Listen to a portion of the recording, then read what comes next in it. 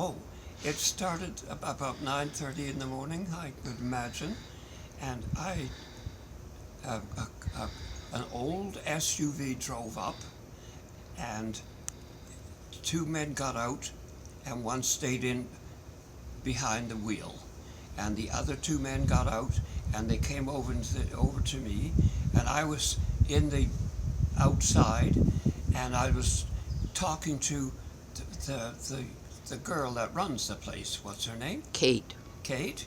And uh, they came over and they said, Mr. Ward? I said, yes. And they said, look, you've got to go in for tests. And I said, what do you mean got to go in for tests? Well, they said, there more tests are being taken constantly. And and I said, well, I've already had a whole lot of tests. And he said, yes, I know. But they've got some more that they have to run through. And he said, will you come with me? And I said, well, I guess I haven't any choice. So I got up, and we're outside and we walked towards the entrance where the SUV was parked. And they said, well, look, you're going to get in the SUVs. And he said, we're going to, because it's going to be a bit rough and rumpy, we'll tie you down or put you down in the compartment where they have for invalids. On a stretcher. A stretcher? On a stretcher. Yeah, on a stretcher. And then they said, all right, now you just lie quietly, and then they strapped me down, and they put a strap around me and around my waist and around the top half of me, and he said, well, we're going to go now to the doctors to have you examined. And I said, well, I've had so many examinations. He said, I know, but we've got to do this. And I said, all right, I guess it's logical.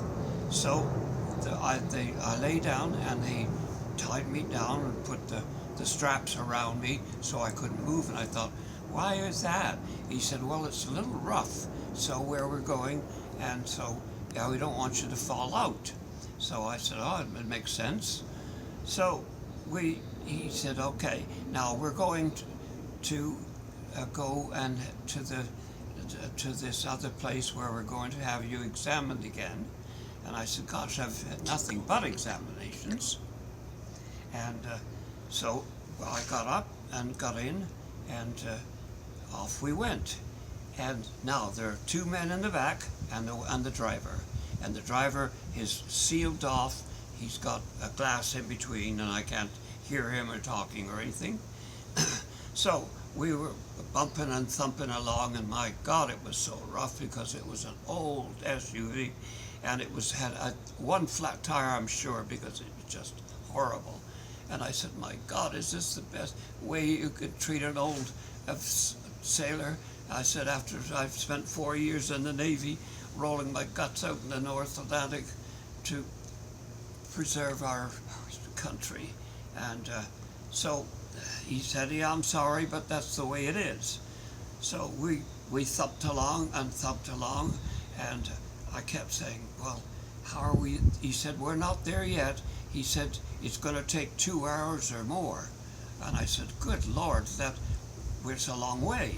And he said, yes, it is. And so we thumped along again and kept going and going and going, and there's nothing I could do. And now I just had to lie there because they had me strapped down by now.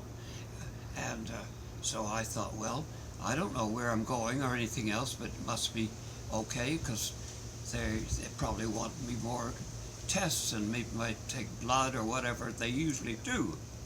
So I just lay there very quietly, and we thumped along for an hour or two, and eventually we got here. Now I had no idea, because I couldn't see out the window, because I was lying flat down on my back and straps across my chest, and the bed was part of the trunk of the back. So I just lay there, and eventually we came in here, and he said, now, Mr. Ward, we're going to go in, and we're going to have you checked and out, and then we'll decide what's going to happen after that. And I said, holy cats, I hope it won't be long, because I said I'm so uncomfortable in it, and I've been thumping along here now for over 2 hours. So I did, and I lay there very quietly, and they got me out and got me and into this building. I didn't know where it was or anything about it, and I said, where is this? And he said, it's the retirement for old veterans. And I said, good Lord.